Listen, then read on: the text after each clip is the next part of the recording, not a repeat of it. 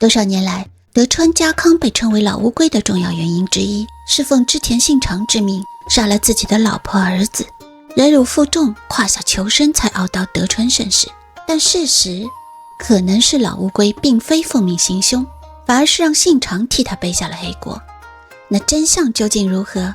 现在就让我们从筑山殿开始细细道来。筑山殿出身金川一门，别看金川这个名字在今天看来不显眼，但在室町时代到战国中期，它几乎可以称得上是最顶级的贵族阵营。因为金川氏是室町幕府足利将军家的嫡系，价格仅次于将军本家，被称为ご一家。将金巨臣顺位排第3，是真正意义上的贵族中的贵族。虽然近年已经推翻了筑山殿是金川家的家督金川义元侄女的说法，但他的本家关口氏就是金川一门中地位极高的重臣，不仅出身不凡，史料还明确记载了他美人之誉甚高，皮肤白皙，极其美貌等等，甚至说她是当时整个时代中少见的美人儿，也不算为过。这张地图中心这一大块蓝色区域就是金川家的势力范围，他们控制着骏河和远江两国。在西侧是黄色的松平家，也就是德川家康的老家三河，再往西就是不断扩张的尾张织田家，往北是强大的武田家。三河松平家的位置可以说是相当的尴尬，左边是随时想吞掉三河的织田，右边和上边则是实力更强、压力更大的金川和武田。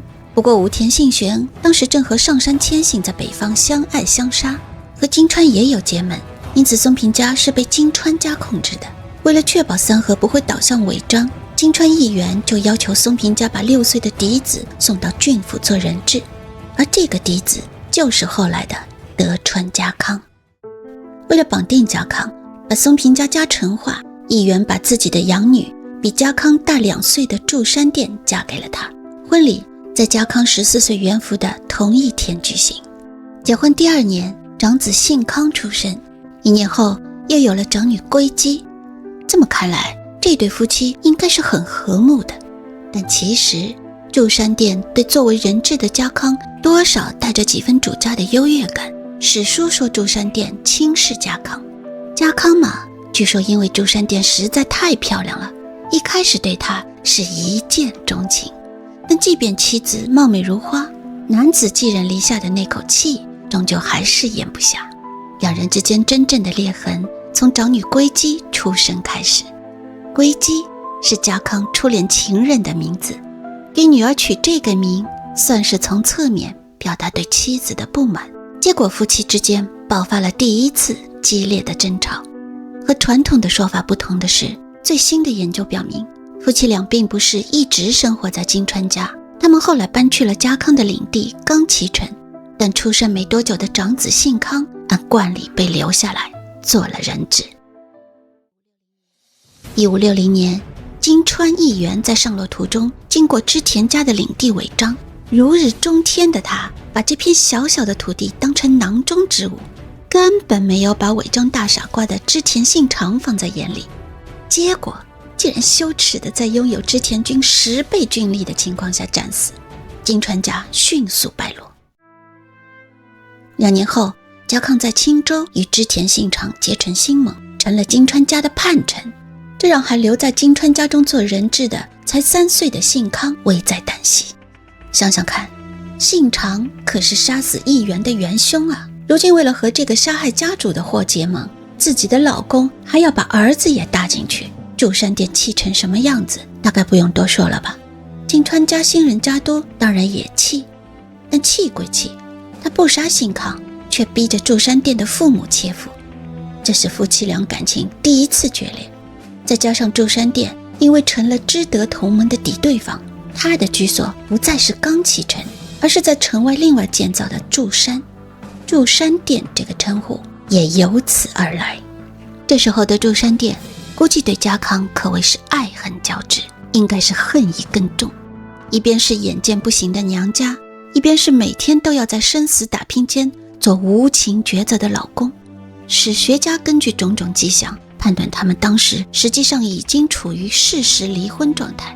因此同时期的家臣书信中对祝山殿的称呼也不使用正式应有的 cousin， 而只是称他为信康之母。又过了2年，家康在战场上把金川军一顿胖揍，然后通过人质交换把5岁的信康换了回来。时光荏苒，岁月如梭，转眼7年过去，家康已经掌握了整个三河和远江国的大部分地区，但要想把浚河和远江彻底吞下来，冈崎的位置有点偏，不适合作为战略据点。于是家康听了大哥信长的建议，抽出一批精壮武士，把军事基地搬到了滨松，家属和老臣们留守在冈崎城，让家康唯一的儿子和继承人12岁的信康成为了冈崎城城主，形成冈崎滨松的2元统治。家康迁离后，在城外居住了至少8年以上的祝山殿以嫡子生母的身份入城，他的地位在这个时候被重新确认，应该也是家康给长子的体面和祝山殿的第2次机会。本来这样的安排应该是家和万事兴的，因为信康和他的妻子德基都很小，才12岁嘛，所以冈崎城的对外政务家老负责，对内政务祝山殿负责。本来这是一步好棋呀，其他大名也是这么干的。只不过呢，这个有着祝山殿坐镇的大后方，对家康来说，可能就是在自己的屁股底下添柴火了。德川家康的处境其实远比后世想象的艰难，他的别功也不是与生俱来，而是实力真的不允许。他不像周围那些大佬，全都是抱有底气的家世，而且继承家业的时候就已经地多多兵足足。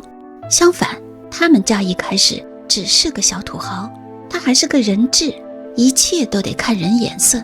但随着知德同盟的建立，德川版图慢慢向东扩展，新的领地带来了新的武士，而原本在三河时代就跟着松平氏的老臣，就在新的权力排序中慢慢的被边缘化。那些失去权力的普代家臣就开始对家康不满，这些人大多数被留在了冈崎城，称作冈崎派，这是对内。对外，知德同盟一开始是平等的，但家康很快就从兄弟沦为了小弟。德川家经常作为急先锋帮信长打天下，可是当武田信玄都跑到三河家的家门口了，织田信长的援助就不是那么倾其所有了。要不是家康命大，德川家早就灭亡了。再加上武田家始终在对战中处于优势，所以受冷落的冈崎派对知德同盟质疑，想要拉拢武田也是必然的。结果信康成为城主仅仅3年，就有人密告了一件祝山殿深度参与其中的谋反案——大冈弥四郎事件。弥四郎暗通武田胜赖，打算作为内应引武田的军队进入冈崎城，逼迫信康自杀，然后形成夹击围杀在滨松城的家康。而祝山殿通过武田胜赖派过来策反的巫女和唐人医师，要求保全信康，并让他成为三河的家主。这么一来二去，最终版本是武田信赖承诺事成之后，会娶比自己大4岁的祝山殿，让信康成为继子继承家业。可我查他家谱的时候，我看到人家当时是有老婆有儿子的，我也不知道怎么谈的。不管怎么说，事情败露了，主谋大冈弥四郎被家康抓起来，在眼睁睁地看着自己的妻子和5个儿女被活活地钉死在十字架上，咽下最后一口气后，大腿主要经脉被挑断，然后被埋在奇景的土里，由路人轮流用大锯子割他的脖子。他是整整7天以后才死掉的，剩下的从犯全部切腹。这件事对冈崎派震动很大，也让家康惊魂未定。他把冈崎的重臣们都打发回各自的领地，禁止他们聚集在冈崎，还命令亲信监视祝山殿和信康的一举一动。虽然因为信康才15岁，多数史学家认为他没有参与这次叛乱，但夫妻之间的第2次决裂和父子之间的不信任从这一刻起已经开始。但即便如此，家康对参与其中的祝山殿仍然按兵不动，这主要出于2方面的考虑。第一，当时家康只有2个儿子，而次子怀在小妾肚子里的时候，就被祝山殿以不承认是家康孩子的理由，将小妾母子赶出城外。3岁时才第一次和家康见面，并且后来也一直兜兜转转做别人的养子，一生都没有回过本家。很有可能祝山殿的放逐理由是真的。第二，处置了祝山殿和信康，就意味着让武田家断了念想，然后更快地和同盟北条氏来合战德川。所以现在还不是轻举妄动的时候。但也正是家康的绥靖，让信康在成长中慢慢受到了周围的影响，成为了一个坚定的刚气派，不仅违抗家康的命令，还轻视信长，导致妻子和家臣跟他的关系都不好，父子关系也开始决裂。这些天大的事情本来都是给家康捂着的，但4年之后，一封信康的正室德基发给信长的书信，就像一个炸雷，把这个大锅盖给掀了。德基是织田信长的长女，小名武德，生母是信长最宠爱的深居吉乃。说到这里，忍不住要吐槽一下信长的取名风格，真的是随性到极点。乍一听武德，一般人还以为是德智礼义信之类的德行，但事实完全不是这么回事。所谓 Gotoku 其实就是放在炉火上的铁制炉架，因为有5个角，所以叫武德。战国时代的形状也差不多，多半是用来烧水煮茶的器具。不只是 Gotoku， 信长给儿子取名同样充满了不耐烦。长子的小名叫 Kimyomaru， 因为刚出生时的长相看起来有点奇特。次子叫 Chasemaru， 就是打抹茶用的茶筅，取到这里估计已经烦了。三子干脆就按出生日期叫Sanshimaru，等到了6男7男，已经词穷，只能叫欧波拉、口波拉来敷衍。而且我在问 GPT 查日文发音的时候，居然被 GPT 以涉黄为由拒绝回答。信长，你取这种名字到底是词穷还是其他什么意思？到了第9个儿子，连想都省了，干脆就叫 Hito 啊。怎么说呢？只能说信长应该是个完完全全的实用主义，不会浪费半点感情和时间在不必要的事情上。看来孩子们在他心目中的价值排序还比不上茶都。闲话少说，德基生下长女，谁知祝山殿和信康流露出了明显的不满。等次女雄姬再出生后，信康更是大发雷霆。信长在狩猎的时候还特地来到冈崎城调节他们夫妻俩的关系。家康也试图说服信康，但是也没有成功。本来德基呢生下次女才18岁，要生个儿子在年龄上是绰绰有余的。但祝山殿不但没有劝和，还火上浇油，为信康安排了好几个出身好的美女做小妾。信康还真心爱上了其中的一位。婆媳夫妻大战让德基彻底爆发。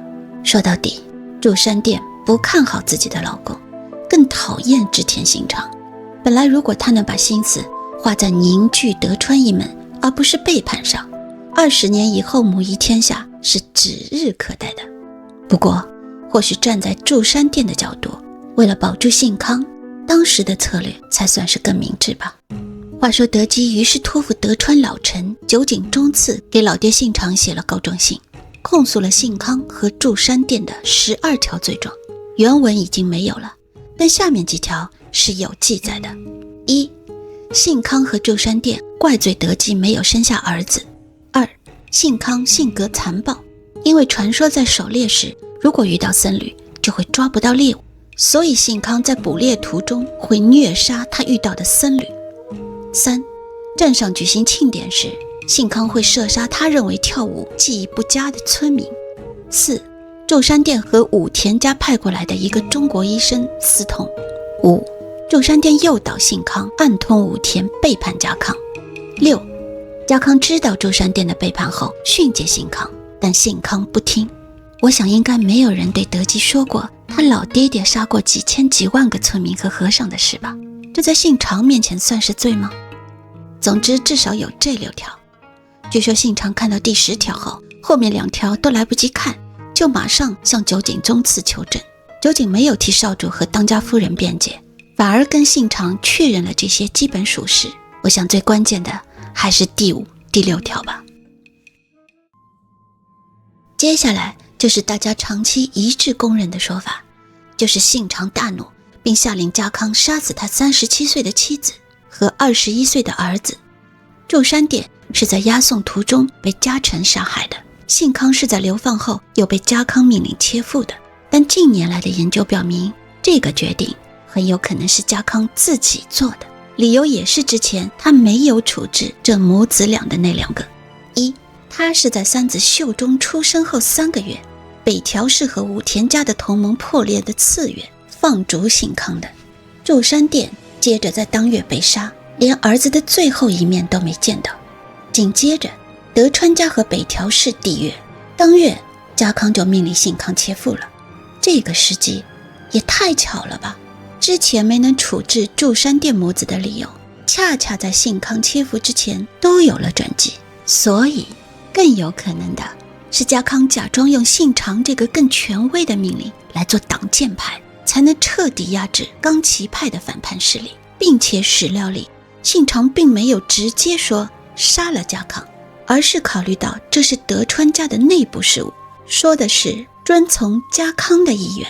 同时信长完全没有提到过对祝山殿的处置，而替德基送信的酒井忠次也没有受到任何家康的惩罚，后来还做到过家康的第一重臣。最后的最后，家康写给信长关于信康之死的信，用的是通知而不是复命的口吻。把这些都放在一起看，这件事就越来越不像信长一时的震怒而引发的后果，倒更像是一场家康的伺机而动，只是坏名声嘛，给织田信长给背了。德基在信康死后第2年就回到了织田家，此后的57年一直没有再嫁。在信长的女儿里，这其实很少见。他可能一直对当年的告状信心里过不去，可能他自己也没想到最后会变成信康惨死的下场。但如果再往后看，好像也不完全说得通。德川开幕之后，德川家康第4个儿子还给了德基将近2000石的化妆料，让他能好好过日子。如果他真的是被当成害死信康的人，事情大概不会这样收场。其实祝山殿和信康真正的死因一直以来都是历史谜团，因为史料本来就不完整，而到了江户时代，为了神格化德川家康，很多细节又被有意淡化甚至删去，所以后世看到的只剩下各种互相矛盾的记录，而且几乎每个关键处都有好几种说法。我在查资料的时候也只能查了改，改了查，在这种相互冲突的说法里，尽量去挑出我认为更合理更有说服力的情节来说。至于真正的事实，其实谁也没有办法下定论。欢迎观看本期的风流志，茶使人变傻，作图演变呆。我好辛苦啊，还请各位帮忙点赞、转发、订阅我的频道，拜托，谢谢了。让我们下一次在风流中再次相见。